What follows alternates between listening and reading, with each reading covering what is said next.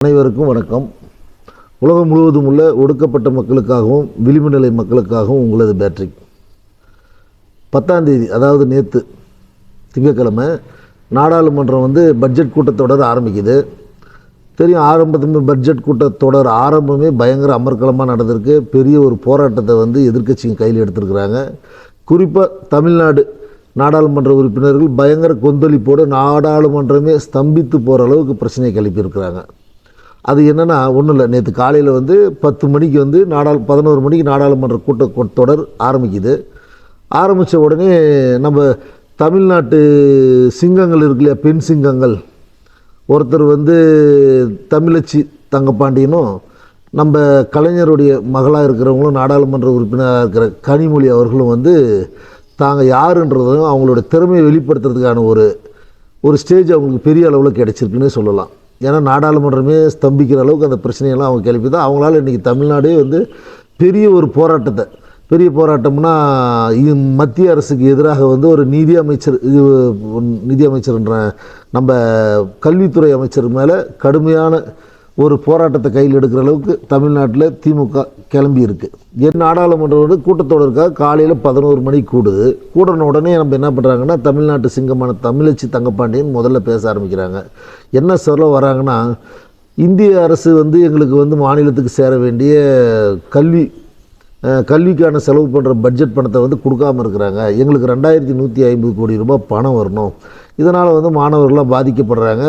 தமிழக முதல்வரும் பலமுறை உங்களுக்கு கவனத்தை எடுத்துன்னு வந்தாலும் நீங்கள் அதை செஞ்சு தர மாட்டீங்க.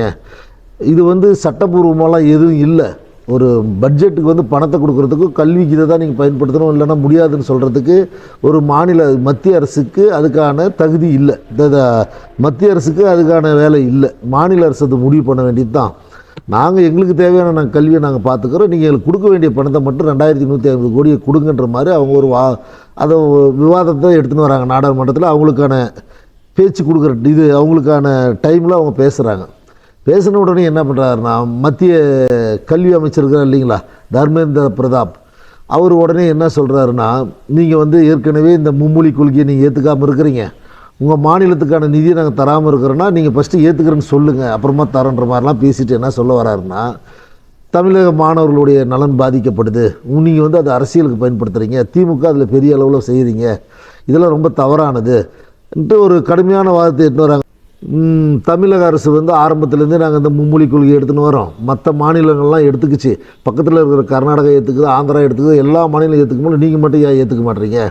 நீங்கள் முழுக்க தமிழகத்தில் இருக்கிற மாணவர்களுடைய நலனுக்கு எதிராக செயல்படுறீங்க, இது அரசியலாக பயன்படுத்துகிறீங்க. அதனால் இது அதோடு இன்னொன்று, நீங்கள் பலமுறை வந்திருக்கிறீங்க, இது ஏற்கனவே நீங்கள் ஏற்றுக்கிறீங்கன்னா சொல்லியிருக்கிறீங்க, பலமுறை என்னை சந்திச்சிருக்கிறீங்க. இங்கே எதிர்கட்சியில் உட்காந்து பேசுகிறாங்க இல்லைங்களா, தமிழச்சி தங்கப்பாண்டியன் அவங்கள கை காட்டி நீங்களே இப்போ பேசியிருக்கிறவங்களாம் கூட எங்கிட்ட பலமுறை இதை பற்றியெல்லாம் கேட்டுருக்குறாங்க.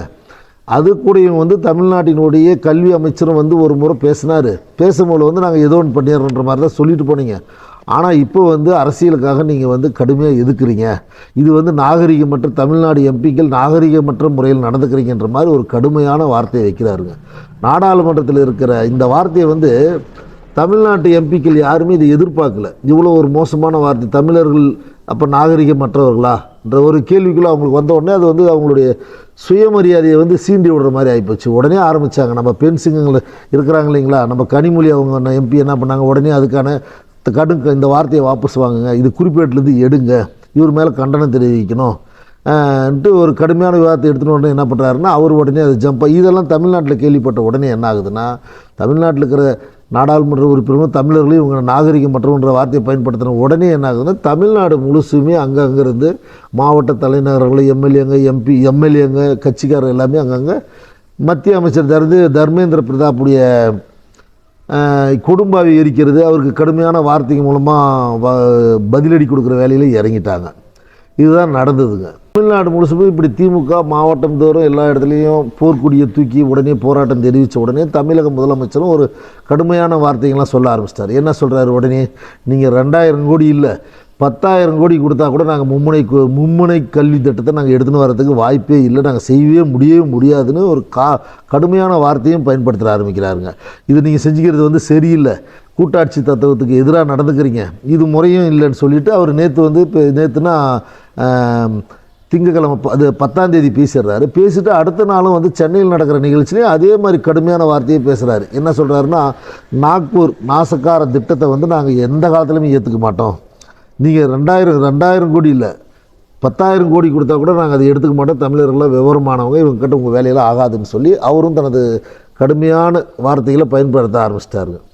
முதல் நாள் கூட்டம் வந்து இது மாதிரி காரசாரமான விவாதத்தோடு கடுமையான விவாதத்தோடு நடக்குது. உடனே இவர் என்ன பண்ணுறாருன்னா, இது பெரிய கண்டனம், தமிழ்நாட்டிலேருந்து அதிக அளவில் எதிர்ப்பு வருது, இதை நம்ம சமாளிக்கிறது கஷ்டன்றதுனால உடனே வந்து அவர் என்ன பண்ணுறாருன்னா, தர்மேந்திர பிரதான் கல்வி அமைச்சர், மத்திய கல்வி அமைச்சர் என்ன பண்ணுறாருன்னா, உடனே வந்து பாராளுமன்றத்தில் வந்து நான் இந்த வார்த்தையை பேசுனதில் வந்து உங்கள் மனசு புண்படுற மாதிரி இருந்தால் அந்த வார்த்தையை நான் வாபஸ் வாங்கிக்கிறேன், அது ஒன்றும் பிரச்சனை இல்லைன்ற மாதிரி சொல்லிவிட்டு மல்லிப்படாக போயிட்டார்.